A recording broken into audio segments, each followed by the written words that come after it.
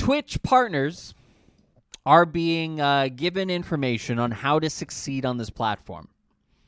And it's information that they're not giving to general affiliates.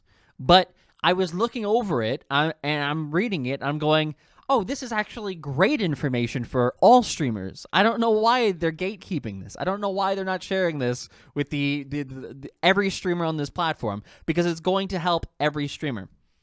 And so I thought I would share it with you guys. It's just good tips on how to succeed as a streamer. If all streamers know how to succeed, that's better for the platform. Let's take a look at it. Here it is. So this is from a partner workshop. And obviously there's some stuff that's been removed here and from a few different things, because either it's it just can't be shared. Long and the short. So here it is. Partner workshop. And again, this is information that they're giving just to partners. Selected takeaways. Partnership is a privilege. Make sure you familiarize yourself with Twitch's terms of service, DMCA, and other applicable rules and regulations. Check the Know Your Craft section for links. Again, that's just something that they should be telling all streamers. Your business depends on your health. Take care of your physical, social, mental, and emotional health in order to avoid burnout and ensure longevity. Set goals and create new habits to benefit your personal development, which is something that I don't think that you ever really hear from anybody. The encouragement is often stream more on the platform. I don't think that's a wise thing to do. I do think that you should care about your personal health above all things, but again, it's something that should probably be a bit of things that they should tell all streamers. Care about your health. Don't stream 18 hours every single day, every day. Take time often to observe your product. Build a healthy you, them, us cycle. And be aware of your content's foundations, additives, and distractions. Remember that your enjoyment of your content has value. So if I'm not enjoying my content, you guys aren't going to enjoy my content. Think strategically about your investment of time, energy, and resources. Remember to make time to experiment. Your dashboard can be a great source of information and direction. Get in the habit of reviewing your data at least once every 7 days. Here's our second page. Creative focus and purpose. We covered the 3 most common pathways that most creators identify with, this is where you actually define what a creator is on this platform. And they define it in 3 different ways. And this is fascinating to know. You have a singular category, which is a streamer who focuses, typically sticks to one game, series, or activity. Sonic 2 speedrunning, music, just chatting. So I guess technically I'm a singular category streamer according to Twitch. There is singular genres, a focused expertise that typically sticks to singular games, battle royale games, indie games, RPGs. So again, if you play Fortnite, you play Call of Duty, you play, similar games to that. And then variety. And I also like how they've ranked this, because I do think that the ranking that they've done on this is generally the category that actually generally gets the most success. When you have a singular category, you are able to build up a loyal audience for that content. But again, then it gets a little bit samey sometimes for some people. Variety, which variety is widely regarded as one of the most difficult things to grow in. Regardless of content, the audience is passionate about the creator. So you got to have somebody who's really funny, really entertaining, really attractive, or just other reasons why you're watching that are not about the content that they're doing. It is who they are as a creator. This means the creator could cook one day and play Civilization the next day. The audience is happy regardless of the additive game or activity. Kind of interesting. There is no wrong choice, but it's important to know which pathway you typically walk or how you wish to move from one category to the next. You, them, us. We touched on the developing an effective brand storefront, which I don't know exactly what that means. Maybe they'll describe it later in these sheets, but again, and I'm also missing some sheets here. We touched on developing effective brand storefront. If you and your content are the product, consider these questions when thinking about how you and your community go from you and them to us. So how do I turn you guys into me, the streamer, and you, the chat, into us, the community? What product are you showcasing?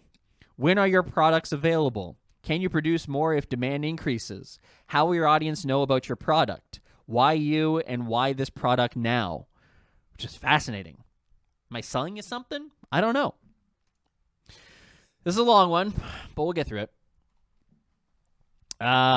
Remember that revenue is a learned behavior.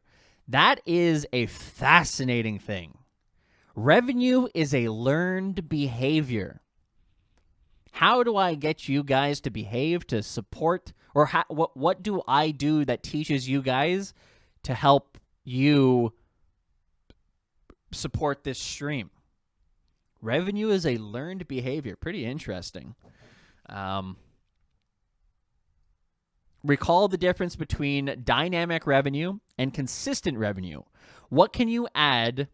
You convert a gifted sub into an ongoing sub. How can you turn a monthly sub into a 6-month sub?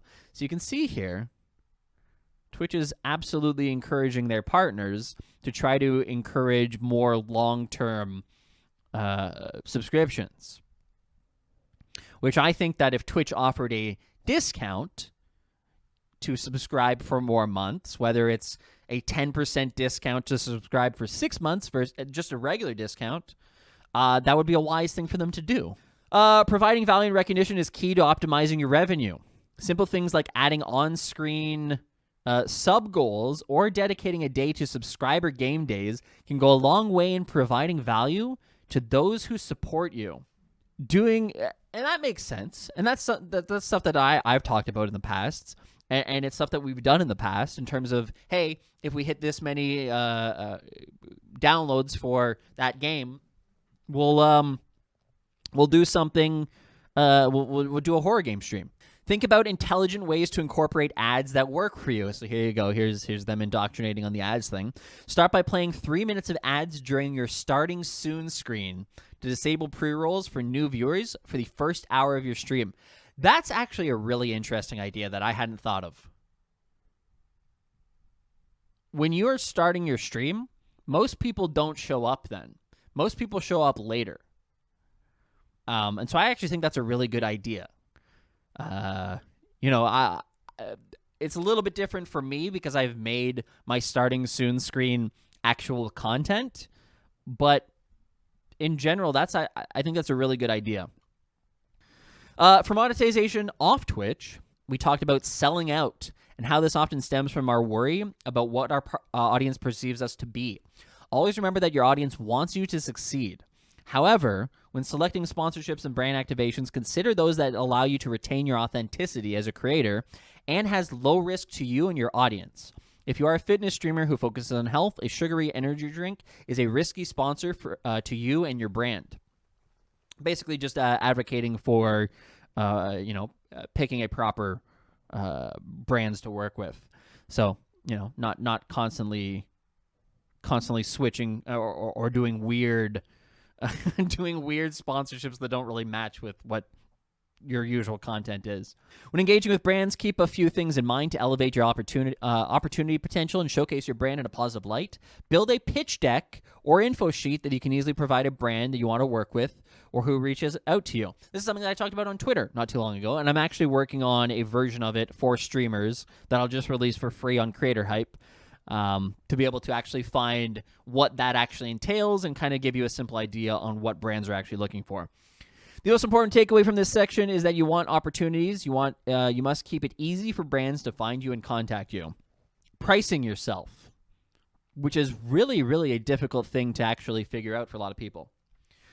Pricing yourself may seem like a daunting task, but we encourage you to use a basic rule of streaming revenue per hour plus 50%. So if you make $100 an hour when you're streaming, you could consider asking for $150 an hour as a basic rate. Over time, you will get more comfortable determining whether or not a sponsorship or deal is worth your time and energy. Fascinating. Twitch has actually put a number to it. They actually have a general idea. Remember that it is okay to say no, but make sure you do so in a way that keeps the door open for future opportunities. Yeah, absolutely. You never really want to shut a door just because you don't like the brand. Or that's not necessarily true. If you hate the brand, feel free to shut the door. But, if you just couldn't line up on money, that's okay. Finally, think about how you can redistribute your content for more monetization opportunities. If you're already streaming 8 hours a day, making a weekly highlight video that you put on YouTube or share on Twitter could help you improve monetization and your own creator marketing. Even Twitch is saying, get your shit over on YouTube. That's fascinating. Make sure you're getting value out of the time spent and consider this an area where mods, editors, and even the community could assist you. There you go. All right, next one. Personal development. Personal development is all about focusing on your physical and mental well-being. This practice takes discipline, can be a challenge, but is incredibly rewarding. You can begin focusing on your own personal development by putting together a PDP. Check out the action items section for a breakdown of goal categories and steps you can take to achieve them. Professional development. So basically, this is essentially talking about how to improve yourself. And then it's not that interesting. You should always be working to improve yourself. But this part down here is interesting to me. The development of your content is also a great avenue to explore professional development. We talked about 2 effective ways to professionally develop your channel by developing your content. Eventizing is a great way to build momentum towards an event that will be celebrated by you and your community. This allows you to break the monotony of your regular schedule and let the community work towards event goals or anticipate an event that can be released. That can be the release of new emotes, Twitch milestones, etc. But the important part is that you give yourself enough time to market and promote the event using your channel, Twitter, Discord, chatbot, or any other ways that you regularly communicate with your audience. Here's one, and this is cool. This is talking about how to look at your analytics. Category data. So this tells you how to look at your information that you get on your dashboard. Category data. When your audience isn't watching your channel, these are the categories they are watching. This might be a good source for determining other games or categories your audience might be interested in. When you and another channel have viewers in common, that could be a good indication that you have audience crossover, and it could be a great person to collaborate with. I think collaboration is a underrated thing on Twitch. Live notifications. Experimenting with live notifications often leads to an increase in engagement. So again, another one of those bits of information that seem understandable. It seems like they would make sense, but they're literally Twitch is saying change up your live notification message, because the more you change it, the more people are going to respond to it, evidently. If you tweet the same live notification every broadcast, consider mixing it up, trying new methods, looking at what works for other streamers. So again, that's talking about Twitter. Follower reach measures the amount of viewers who have notifications turned on. Turn on notifications lead to more viewers, so encourage those who follow or might be returning to make sure their notifications are turned on to know when you go live. When you click on view details on the views by source in your channel analytics, you can reveal more data for you to evaluate. Here's a breakdown of those areas and what you can gain from reviewing them. Views by location. Views by location can help you to understand the regional breakdown of your audience, but it could also reveal ways to adjust your streaming times to accommodate these audiences. For example, maybe you stream midday and notice that you have an even split between the US and EU countries. If you want to capture more US audience, you probably want to stream a bit later. If you want to capture more EU audience, streaming earlier would accomplish that. As a general rule of thumb, if you are in the US, the morning is EU prime time, the afternoon is a mix, and the evening is US prime time. Nobody's surprised by that. Simple. Views from outside Twitch. This tracks all of the places where people came from to find your channel and content. This is an important area to review because you can start making immediate changes. For example, if you don't see Instagram or Discord app, you might want to consider using those as a way to promote your stream and channel. Your goal should be to take one or two sources and attempt to increase them by 1 to 2%, and then make adjustments as necessary. Views by platform. Views by platform is very straightforward. How is your audience watching? However, this is a good this is a good place to review because how your audience watches could also dictate their behavior. For example, if you have a higher percentage of mobile app viewage, you might notice that your chat is a bit slower. This might be because someone is passively viewing your stream, watching but not chatting. Or it might mean that some of those very small graphical elements might not be working for someone watching on a phone. We wouldn't suggest drastic changes from this graph, but we would suggest staying informed here. This is the last page. This is a bunch of questions to consider. Questions for creative focus and purpose. What are all of the components of your channel, brand, broadcast? Example, game type, special features, alerts, etc. So this is something to, as a streamer, to think about your channel and have answers for. How do you currently define success for yourself? Examples, viewership numbers, revenue, a great community. How do you currently define community? What do you expect to happen next as a partner? What is your elevator pitch? How do you describe your channel and content? Questions for monetization development. What are your top 2 revenue drivers? Example, subs, bids, gifted sub, prime subs, sponsors, etc. I notice they don't mention tips in that one. They do not want to mention that. Do you feel like you use every monetization option available to you? If not, why? Think of a time where something you or your community did together which drove higher revenue for yourself. Do you have any monetization goals for your channel? What kind of off-Twitch opportunities would you like to pursue? Do you consider yourself a business? Why or why not? Questions for growth and development strategies. If you could have instant mastery of a single skill to benefit your stream, what would it be? If you could improve one aspect of your lifestyle, what would it be? Do you have any goals you're working towards right now? What ways do you engage with your community? Do you ever feel like you could do more? And how often do you look at your dashboard and how often do you factor data into your decisions you make for your content? It's very interesting. Again,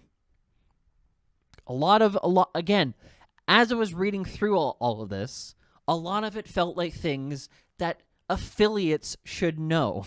If you're a partner, I would assume or would hope that a lot of them already have a lot of this stuff in their minds. And maybe not. Maybe that's me being naive and thinking that people are more focused on making their stream into a business than they actually are, which is entirely possible considering some of the content that people get partnered on. While this was exclusive to partners, affiliates should be looking at these questions and answering them. I think if, as an affiliate, if you look at these questions and you answer them and you have good answers for them, along with others, you're going to do better as an affiliate. I think you're going to find that you're going to get more viewers, you're going to have more monetization opportunities, you're going to have more people following. There's just nothing bad about this information as being general knowledge for all streamers. So something to consider. But yeah.